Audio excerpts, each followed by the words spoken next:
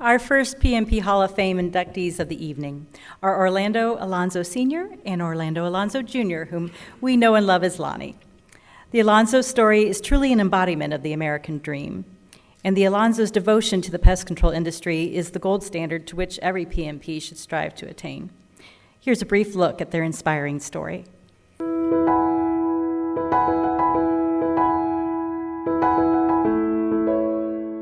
By the early 1950s in Havana, Cuba, the Alonso family had long been in the distillery business, making wine, cognac, and other spirits. Patriarch Felix Alonso had a couple of friends who owned La Fumigadora Nacional, who needed some accounting help and thought perhaps Felix's son Orlando, pictured here with his wife Zuni, could be of assistance. Orlando already knew some of the ins and outs of pest control just from maintaining distillery operations. And after spending some time helping out, he grew confident enough to buy La Fumigadora Nacional from the owners. He left the distillery business behind to build a career in pest control. Orlando grew the company to 11 employees and also had his first contact with the United States by buying equipment and pest control products regularly from a New York City-based distributor. The distributor's salesman suggested he join the National Association, so Orlando traveled to Louisville, Kentucky to attend the 1957 NPCA convention. He also applied for membership. Never having a pest management professional from outside of the United States apply for membership, the association hastily assembled a blue ribbon panel to decide whether to accept Orlando. One of the panelists was Joe Mooney, owner of Columbus Pest Control in Columbus, Ohio. Mooney and his wife Mary considered Orlando the son they never had. They wanted to bring Orlando's daughter, named Zuni after her mother, and son Lonnie to America when Cuba's political turmoil began heating up in 1959. At first, Orlando and his wife were hesitant. But on January 8, 1961, Orlando flew with his 7-year-old daughter Zuni from Cuba to New York City. Orlando's wife and 5-year-old son Lonnie took a separate flight 3 hours earlier so as not to arouse suspicion. The family left everything behind when they fled Cuba. Soon after arriving in the United States, Orlando became a termite technician for Columbus Pest Control, working his way up to management. Joe Mooney died in 1969. His wife Mary was looking to sell, and Orlando was the obvious buyer. But he didn't have a pest control owner's license. The test's materials he knew intensely. Unfortunately, it was an essay test, and he didn't know his English grammar very well. Another PMP came to the Alonso's rescue. Dale Belknap, owner of Columbus-based Capital City Exterminating, was friends with Orlando. Belknap let Orlando work under his license until he passed his test. Lonnie, who today remains close friends with Belknap's son Ron, notes that his father never forgot Dale's kindness. By April 1971, Orlando had mastered English well enough to pass the test with flying colors. But in 1978, Orlando suffered a heart attack and became bedridden. Lonnie was thrust into a leadership position at age 21. After he recovered, Orlando and Lonnie worked tirelessly with the national and Ohio associations, standing up for small business in government and regulatory matters. Although Orlando died in 2002, Lonnie continues his father's legacy in his pest management business and his work with the industry's associations. He leads Columbus Pest Control along with his 2 sons, Brian and Andrew. But he looks forward to winding down to retirement to spend time with his wife, Chris, their grandchildren, and their 9 rescue dogs. The Alonso work ethic is legendary in the pest control industry, whether it's troubleshooting pests or meeting with legislators to advocate for the pest control industry. But Orlando and Lonnie did have another interest outside work and business: antique cars. Lonnie still owns the 1931 Model A Ford Orlando bought in 1976 as nearly a scrap heap that together they restored to its classic beauty. Like his father, Lonnie is proud to be an American citizen. This great country allows us all an opportunity to learn, engage, and get involved in positive things, All because of the men and women who fought to give it to us, he says. Not a day goes by that I don't think about how I could be in Cuba, and yet how fortunate I am to be here instead. I hold an overall belief in life that I'm in a pretty good place.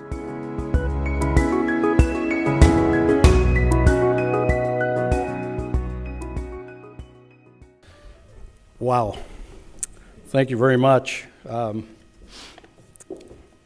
I guess you've seen and heard now a little bit of my story, and those closing comments are really heartfelt and a belief of the way I lead my life, because America is a great country, and I'm so very fortunate to be here and share this evening with you all. I appreciate you being here. Marty, to you and your team, Heather, the rest of the staff of PMP Magazine, I'm grateful that you hold this event and you recognize great people from this industry and what a great industry it is for the work that we do and the pests that we control and the protection we provide to the public. And that goes for each of and every one of you and the firms that we all represent. I also would like to thank the sponsors that Marty read earlier. We all recognize that these fine functions can't happen without funds to do it, and so I'm grateful for the sponsors for their participation in this and support.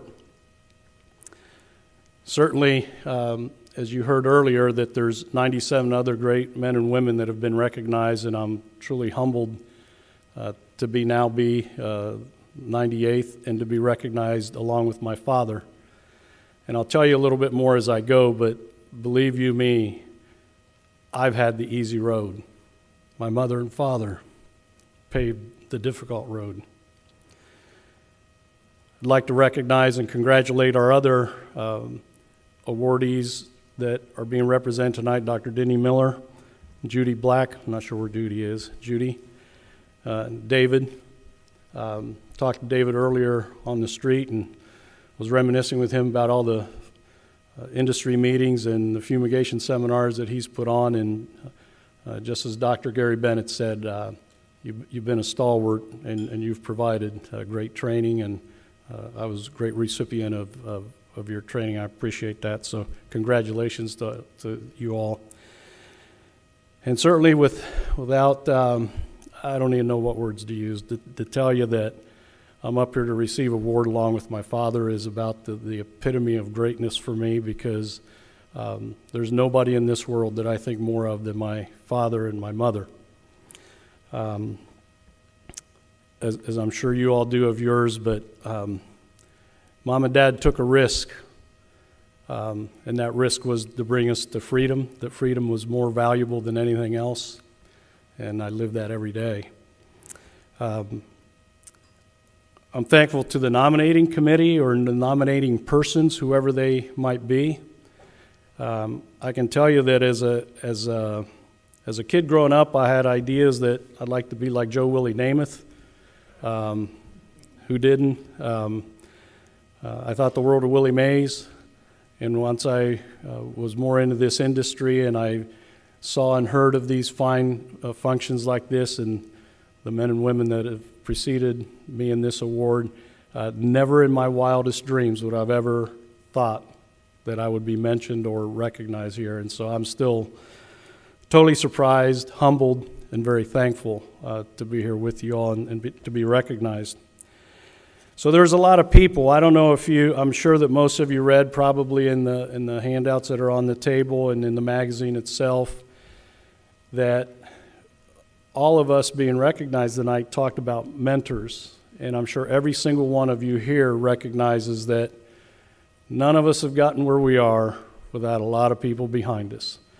And so I'd like to take a little bit of time to thank a few of the people that have been important in my life along the way. And I'm going to start with the National Pest Management Association and their staff, and Dominique and the rest of your staff. And the reason I start there is because, as you heard, that there's an interesting connection in my life and in our life between the National Pest Management Association and the reason that I am here. And because of that Blue Ribbon Commission, which at times was a very difficult and negative time in my dad's life, comes the connection to meet Joe Mooney, who was the owner of Columbus Pest Control, as you heard. And after we arrived in New York City and there was really nowhere for my dad to go, and he convinced Joe Mooney to hire him. And had it not been that connection of that difficult bleep in his life of just trying to become a member of the National Association, we would have never made that connection. And that always reminded me of, just because something difficult happens and something bad happened, doesn't mean that it's the end of the world about it. There's probably going to be something good come out of it, and I always remember that. Of course, we all recognize that key people in our life, and first and foremost would be my wife, Chris. She has allowed me, in my crazy way of doing the work that I do and the work that I love to do, and so I thank her for helping me all along. I thank her for having two great kids, Brian and Andrew, who are here with us tonight. Also Heather King, AJ's fiance, which we're thrilled to have her joining our family. And Brian's wife, Lauren, who's back home with their two grandkids that literally I get myself thinking every now and then that could be the fourth generation, so we'll see. I'm also honored tonight to have with us my dear friend Carl Hinder. Used to be Southern Mill Creek, now Univar, and Carl and I have been close for many, many years. We've worked together. I've learned a lot from him. We've talked a lot about industry, a lot about everything from politics to religion and whatever, and it's been great. And Carl, thanks for being here.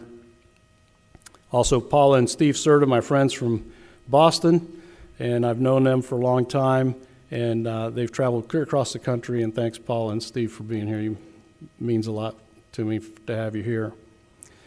You saw a picture of Ron and Cindy Belknap, and you saw in the video about Dale Belknap, and back in those days, it was legal to work under somebody else's license, like Dale offered, and I might not be standing here being in the pest control industry if it weren't for Dale Belknap, and I mean that seriously. And Dale and my dad were friends, but Ron, Dale's son, and I are very close friends, and I know that he and Cindy would be here if it weren't for the fact that Cindy's dealing with some very, very serious health issues, and I pray for her that she's better soon. You heard about the story that was told, and I don't have to repeat it to you, but Joe Mooney and Mary Mooney were mentors in many interesting ways. And one important life lesson that I learned shortly after Dad bought the business, or started buying the business, which as a matter of fact, Mary had to finance for him because he didn't have the money to buy it and would have never been able to at that stage of his life. After he was in that process of paying for the business and going through hardships, and you all know in business you've got the good times and the bads, and one time I said to my dad, I said, Dad, you got to know, you knew every customer, you knew all the important things, you knew the technicians, you knew everything you needed. Why didn't you just go out and go on your own? And he said, well, because out of respect, what Joe Mooney and Mary Mooney did for us was they gave us an opportunity, and it would not have been right for me to do that. And that was a very important lesson for me that I've never forgotten. And the other real important lesson, and most of you probably know and realize that part of my recognition is because of my effort and my work on regulatory and legislative issues. One thing that my dad did was he built a great relationship with our Ohio Department of Agriculture, which we continue to build today, and I'm sure you all do in your state lead agencies. But along the way, all that was built on respect, and it's interesting to me because Dad instilled that in me, is that you have to respect folks and you have to work for what you believe in. And a real important part of my dad's life to me relative to our role in the industry was that if you think about it, January 1961, we come to America. March of 61, he comes to Ohio. by 1969, when Joe passes, Dad's involved with the Ohio Pest Management Association, and you probably saw the picture, and you may not have noticed, but when there was a gentleman signing something, and Dad was standing in the background, that's Governor Jim Rhodes from the state of Ohio signing the Ohio pesticide law. And who in the world would be there with the signing but my dad, who testified at the State House on the Ohio pesticide law only 10 years after coming to America. That says something about this country, about the opportunity. That picture hangs proudly behind my desk that I see every day to remind me of the importance of being involved and engaged in what we believe in. So I've had many mentors, and I'm going to go really quick because I know I need to wrap up, but Bill Kirchner Sr. from Cleveland Chemical Pest Control. He was the youngster of the older group of the Ohio Pest Management Association, and Bill's the one that sat me down and explained to me how to read legislative language and how to comment on stuff and how to not just take what somebody put on a piece of paper or somebody said in a meeting and accept it, but to ask 50 questions and to be prepared to fight back or argue back or state my piece. One of my best friends, as a matter of fact, probably the closest friend next to my dad to me is Tom Evans, Hall of Fame, I think in 2001, if I remember right. What a great man Tom was, and he was a great mentor for me for many, many years. I knew Tom Evans probably from the time I was 10, and he was very meaningful to me and to our entire family. We've had two great lobbyists that I've worked with that have taught me a lot in Ohio, Jim Betts and Belinda Jones. And one person, and I don't think I've seen him here tonight, but Bob Kuntz had the belief or trust in me to put, when he was president, to put me on the National Pest Management Association Legislative Committee. And that opened up a whole nother world for me to bridge the Ohio link to the national link, and I'm very appreciative of that for Bob to do that. And luckily I've been on that committee ever since, so, and I take that very seriously.